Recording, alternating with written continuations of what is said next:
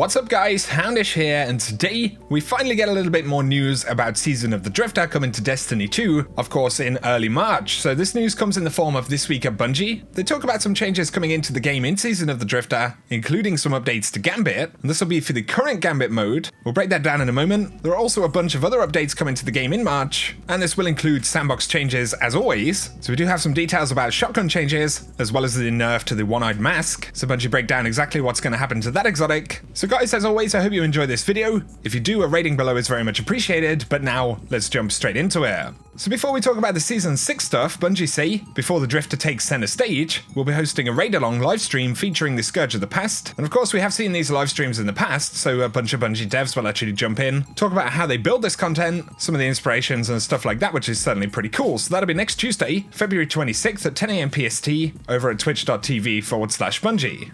I will link Bungie's blog post down below, you can check out the details for that, but now let's talk about Season of the Drifter stuff. So Bungie say, to get Gambit primed for Season of the Drifter, we've been working on some quality of life improvements, and we're changing the way this little game is played, based on our own experience as players, and a lot of feedback that we've collected since Forsaken launched. So Robbie Stevens from Bungie says, as we build on the Gambit theme in Season of the Drifter, we want to make sure we address some of the top feedback items for the base activity, and that's pretty important terminology right there. We are talking about base Gambit, so the same Gambit that we have right now, and not necessarily the new version of that we might get in Joker's Wild. So he says, below is a sneak peek of changes we've made based on community feedback. Expect more details and additional quality of life changes for Gambit when Season of the Drifter drops on March 5th. So for changes to base Gambit, they've changed the third round of Gambit to a Primeval Rush Sudden Death. This will speed up Gambit matches overall and add a change of pace to the final round. So that's pretty interesting. If you do hit a third round in Gambit, you will get a kind of sudden death mechanic with the Primeval, which is pretty interesting. On top of this, they've overhauled how we choose the invader spawn location and increased the number of invader spawn points for each map. This should greatly reduce the chances of spawning very near or in direct line of sight of an enemy guardian. So hopefully that'll be a change that's better for both sides. They say they've implemented idle protection, which means that players that remain dormant for too long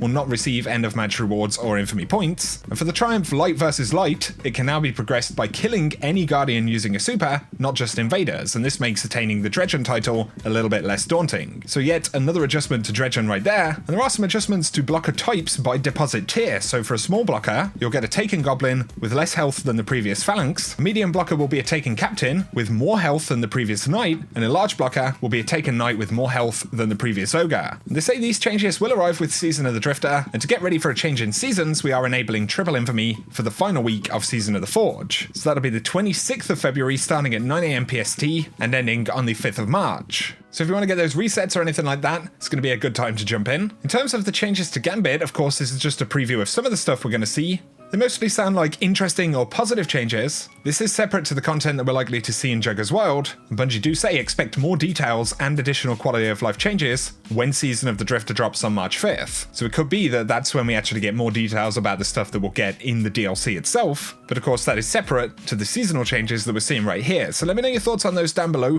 But Bungie say, alongside Gambit quality of life changes, the Sandbox team will be fine-tuning some weapon archetypes to refresh the gameplay in Destiny 2. So for linear fusion rifles, they say these energy weapons have dominated Gambit for quite some time. First came Sleeper Simulant, then came Queenbreaker. We've made them less forgiving so we can enjoy a change of pace. So linear fusion rifle aim assist values will receive an adjustment to reduce the effectiveness of very long ranges. While Queenbreaker has high aim assist values by default, we discovered an issue where it was not honoring the aim assist values that applied to other linear fusion rifles of the same archetype, and this resulted in Queenbreaker having over double the intended aim assist. So there is going to be an adjustment to that aim assist, but they say to compensate, linear fusion rifles will receive a 10% damage increase in PvE, so that's certainly pretty interesting. Let me know your thoughts about that. When they talk about range, it sounds like at longer ranges, perhaps that aim assist will actually change. But then we do have changes for shotguns. So they say we're making changes to rapid fire shotguns and the full auto perk, one of them being that the full auto perk feels far too important to shotguns in PvE. They say the efficiency of this is so impactful that rapid fire shotguns have become the only shotguns worth considering in PvE, and when the following changes release in Season of the Drifter, we hope you might be inspired to equip an aggressive aggressive shotgun, or maybe even take a slug shotgun for a spin in a PvE activity. So shotguns will receive a damage multiplier in PvE activities, effectively doubling their damage. Legend of Acreus will be an exception to this. The full auto rate of fire bonus for shotguns is now plus 10%, down from plus 100%. So that's a pretty big change. Shotguns are going to fire much less quickly. That is, at least if you are using them in full auto. And they say in addition, it no longer increases the shotgun pellet spread. Let me know your thoughts about that. That's going to be a pretty big change to a lot of very popular PvE shotguns especially. They also say the default rate of fire values for shotguns have been shifted.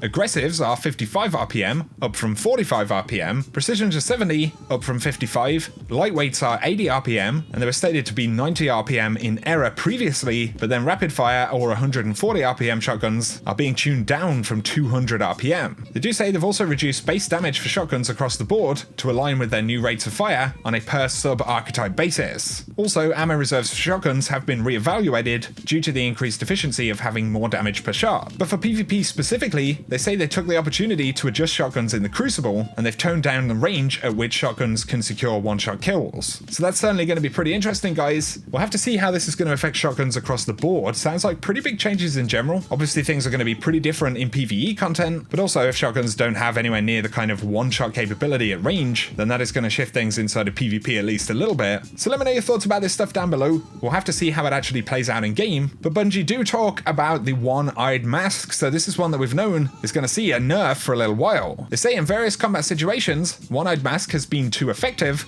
and has become a non-choice exotic for Titans in PvP environments. After implementing the following changes, we believe the exotic will still be potent if used well, but there will be more opportunities to counter it. So the duration of Mark of Vengeance has been reduced from 15 seconds to 8 seconds, so that's the main perk for the exotic, and that includes the tracking capability, so that won't last as long. And they say the way players refill health after a successful kill has changed. Before, it restored all of your health and the overshield refilled over time, but now health refills over time alongside the overshield.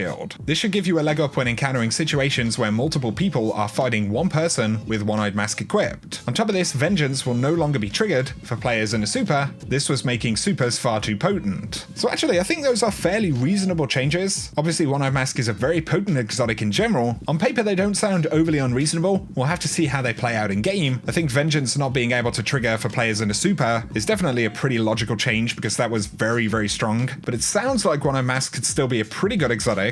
Once again though, let me know your thoughts about that down below. I imagine there will definitely be some mixed feedback. There are some other things that you can take note of inside of this week at Bungie, purely in terms of small quality of life updates. But in the twab, Bungie also share a preview of something that hunters may enjoy. So basically they're updating the preview screen for cloaks in the game to where you'll actually be able to see the entirety of the cloak instead of just kind of the top half, I suppose. And this will also be a thing coming in March update 2.2.0. So of course we've got some info right there about changes coming for Season of the Drifter. Bungie do say there will be more stuff that they're going to reveal to us, and of course this twab in particular hasn't broken down any of the kind of core content stuff for Jugger's World, so that is very much going to be a separate reveal, and it looks like we'll have to wait at least a little bit longer for that. But otherwise that pretty much summarizes this week at Bungie, and I'd be curious to hear your thoughts on any of this stuff down below. Now though, let's round up a couple of additional things right here. There's been a bit of conversation about pinnacle quest weapons from Season 5. Of course, as we go into Season 6, some folks are wondering whether we'll be able to continue to unlock weapons like Breakneck. And on the subject, DMG clarified, the only pinnacle quests that could lose progress deal with competitive Crucible, and that includes the Luna and Not Forgotten. So there are steps that require a certain glory rank to be achieved. If you don't hit that glory rank before the end of the season, you'll have to get back up there. So a couple of confirmations at once right here. Firstly, we'll still be able to get weapons like the Breakneck, as well as the Vanguard and Crucible equivalents for Season 5, but on top of this, we shouldn't actually lose any progress with these quests, especially when it comes to Breakneck and the loaded question from the Vanguard, as they don't actually have a rank associated with them for those playlists. So that should clear that one up once and for all. You can still work towards those weapons in the next season. Random patch note preview for Season 6 as well. Any of you guys who have the emblem for soloing the Shattered Throne, of course, you'll know that it always displays a 0 on the tracker. DMG confirmed that that is a bug, and it's going to be fixed on March 5th. So the emblem actually tracks completions of the Shattered Throne, I believe, not solo completions or flawlesses or anything like that, just normal completions. But after the March 5th update, that is another thing that should be fixed. Also, for anyone who's wondering right here, Cosmo gives some clarification on how power leveling works inside of the game. They said for most every PvE activity, this is the way things work, with the exception of Gambit, where everyone is brought to the same level as enemies to be on a level playing field. But essentially, you cap out 50 levels above and below enemies, so you'll do more damage and take less damage from a level 600 enemy at 650 than when you're at 600. He also clarifies that enemies who are more than 50 power levels above you will be immune. So once you're 50 levels above the power level of enemies that you're fighting, your damage will actually cap out, and that'll also be the same for incoming damage. It's something that Bungie have spoken about before, but good to get some extra clarification for any folks who are wondering. The final thing I wanted to share right here, just something pretty cool, but David Canlon used to be a UI designer at Bungie, so he worked on a lot of the stuff like the character screen, the menus, the HUD overlays, and a bunch of other stuff for Destiny 1 and Destiny 2. And he's recently updated his portfolio showing some of the development of UI elements inside of Destiny. And of course that in itself is really cool. I'll link these down below so you can check them out in full detail, but we actually get a look at really early gameplay for Destiny. You can see they're working with very basic worlds and very basic abilities and stuff. The game is very much completely unfinished. This must be from literally years ago at this point. But it's just really cool to get a look at. You can see that many of those weapons or models actually stayed in the game. Also get a better look at a very early build of the tower. That looks absolutely awesome right there as well. There's some other stuff you can check out on the site, including a Street Fighter style game that they actually built in the Destiny engine. We can see that Ikora Ray and Shax are fighting right here. Ikora Ray's actually got a Celestial Nighthawk on, but this is something David and a bunch of different employees at Bungie worked on as part of a tradition that Bungie have called the Carnival, where various teams inside of Bungie actually take a few days to work on a completely unique project, and this is what they came up with, a fighting game actually in the Destiny engine.